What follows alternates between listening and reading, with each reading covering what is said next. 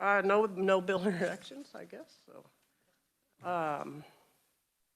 today we have a hearing on providing the dissolution of special districts and the assumption of responsibilities by a city or county. And we have Amanda Stanley, the League of Kansas Municipalities, who will be testifying. Well, let's have Jason give us an overview of the bill first. Thank you, Madam Chair, members of the committee. Senate Bill 118 creates 3 new sections of law to establish a formal procedure for the dissolution of a special district and to have the powers, responsibilities, and duties of that district assumed by the city or county in which the district is located. This bill addresses those special districts that are cemetery districts, drainage, fire districts, library districts, port authorities, airport authorities. You see the list in the memo that should be in your folders in the first paragraph there of all the districts that are covered. The procedure starts with an agreement between the special district and the city or county. If they've agreed to dissolve the district and have the municipality assume the responsibilities of the district, then a joint resolution is then adopted, and that joint resolution is published. There's a public hearing.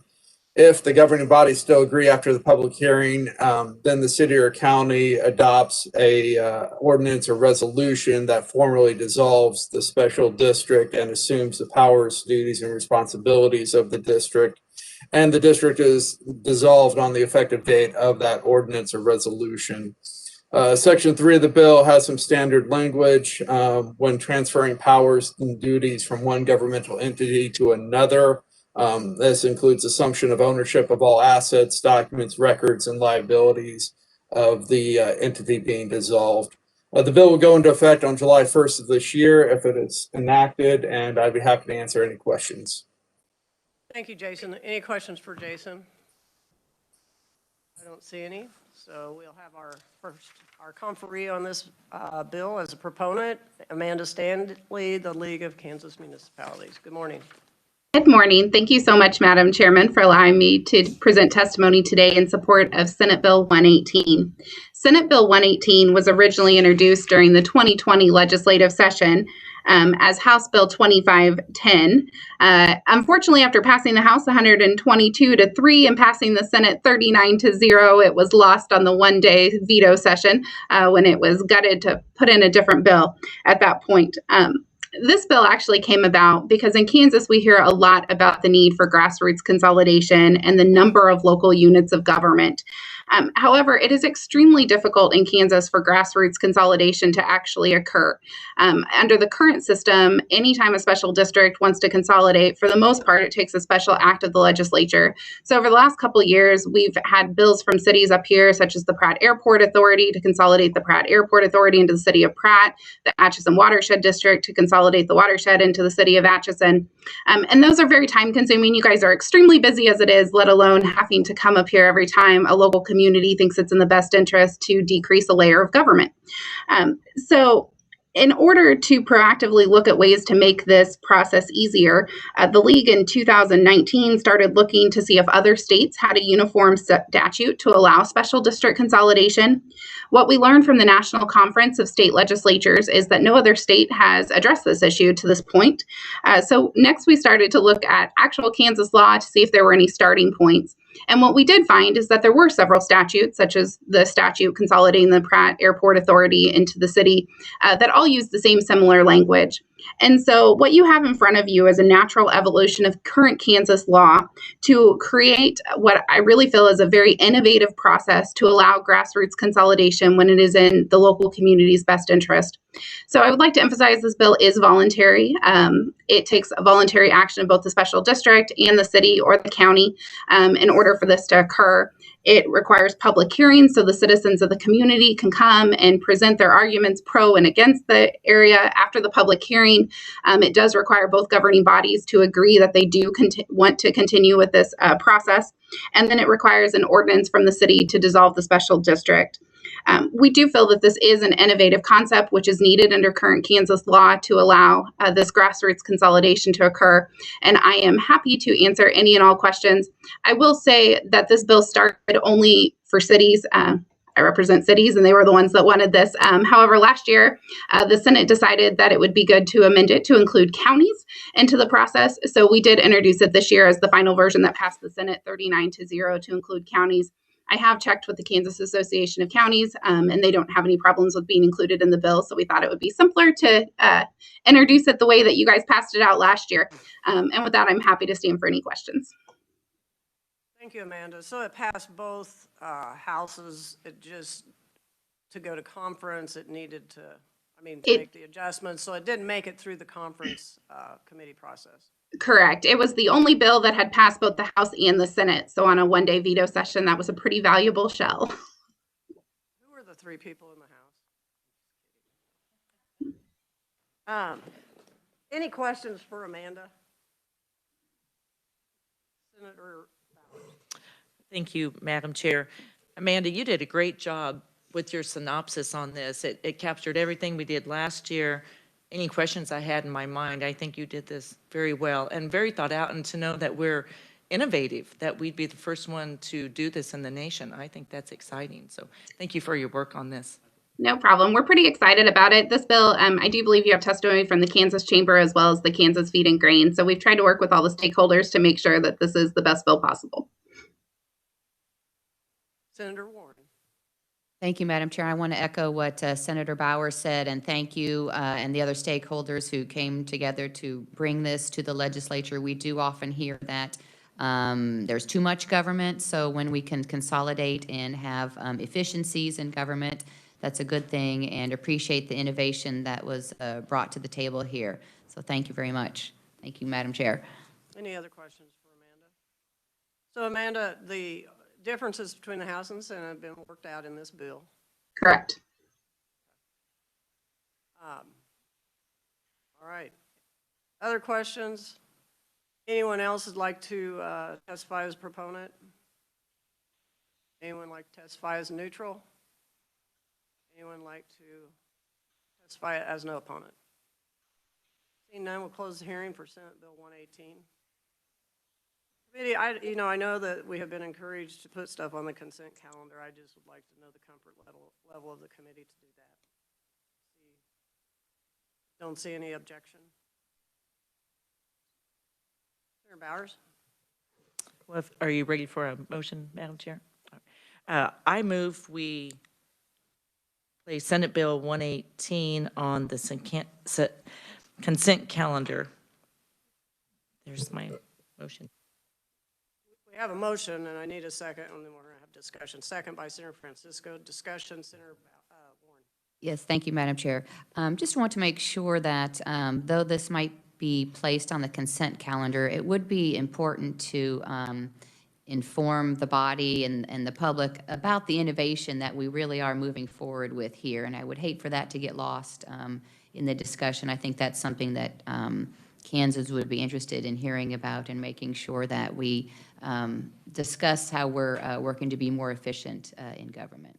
Thank you for that comment. And yes, and I think we need to do a better job, at least in our caucus, to explain our consent calendar bills as well. So you'll write that paragraph for all of us to put in our newsletter? Okay. All right. Any other discussion on Senate Bill 118? Seeing none, all in favor say aye. Opposed, no. Motion carries. Thank you, committee. Let's turn our attention back to Senate Bill 88. And I think that we may not have had time to have discussion on this. So continue the hearing on Senate Bill 88. Does any of the committee, let's just do this real quick. Jason, why don't you give just a real quick overview on 88 for everybody, and then that way I'll give them time to have any questions to ask.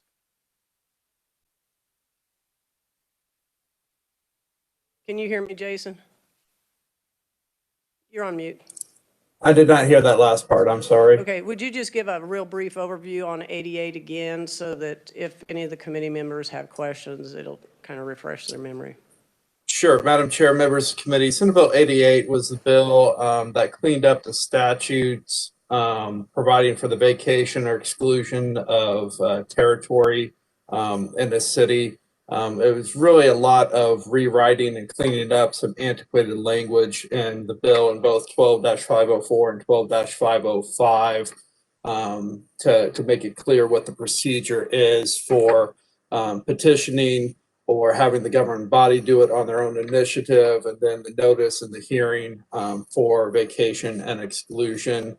And then it also added a new section allowing an owner to have a cause of action to challenge any decision on a vacation of land under new section 1, which is just goes along with that policy. It would go into effect on July 1st of 2021 if enacted. I'd be happy to answer any questions. All right, any questions for Jason on this item? Senator Warren? Thanks, Madam Chair. Jason, thanks for the bill brief again. And this is a voluntary procedure where private citizens are asking, or tell me kind of the mechanism of how this would be used if this were enacted. There is an option for a landowner to petition the governing body for a vacation. I believe there's also an option for the governing body to take this action on their own initiative by adoption of a resolution. But you have the conduct, you have the notice and hearing procedures would both be the same in both cases. Thank you, Madam Chair. All right. Any other questions for Jason or comments on the committee? Senators, what I would like to do, Senator Francisco. Thank you, Madam Chair. I'd just like some explanation of the note that this is on page 3, line 21. So it says, any lands excluded pursuant to this section shall be listed for future taxation as though the lands had never been part of such city. So this is only referring to territory that it would no longer then be part of that city, because up above it talks about a portion of a street alley. So I'm just wanting to make sure that this only affects those lands that were planned to be not part of that city. Senator, who's your question for, Amanda or Jason? For Jason. Okay, and I want to share with everyone, we have a great tech here, and he's going to be with us, I think, the rest of the time. So you can speak into your microphones. They won't ring. And so I'm just watching the folks on WebEx, they're having a little bit of trouble hearing, so we can actually use our microphones now without worrying about thinking our ears are ringing. So, Jason. Yes, Madam Chair, Senator Francisco, that provision actually doesn't change substantively from what is current law. It's just reworded to modernize the language. But yes, it means the lands that are vacated or excluded from the city would be listed as though they had never been part of the city for purposes of taxation. And so we're going to treat them as if they were always outside of the city under that provision. Thank you. Any other questions? Senator Warren. Thank you, Madam Chair. One more question for you, Jason. And if a city were going to vacate or exclude land, that means that if there were public roadways there, that the city or public entity would no longer maintain the roads. Is that correct? I believe so, and there are provisions for vacating streets and roadways and alleyways under other statutes as well, and so there are statutory procedures for vacating those types of property from the city. And if in this case a private property owner would object, there is a public hearing procedure and notice so that the private property owner would have an opportunity to be heard. Is that right? Yes, there is notice and public hearing procedures, yes. Thank you. Thank you, Madam Chair. Just want to make sure we're, looking at private property rights as well, and it looks like we are. Thank you.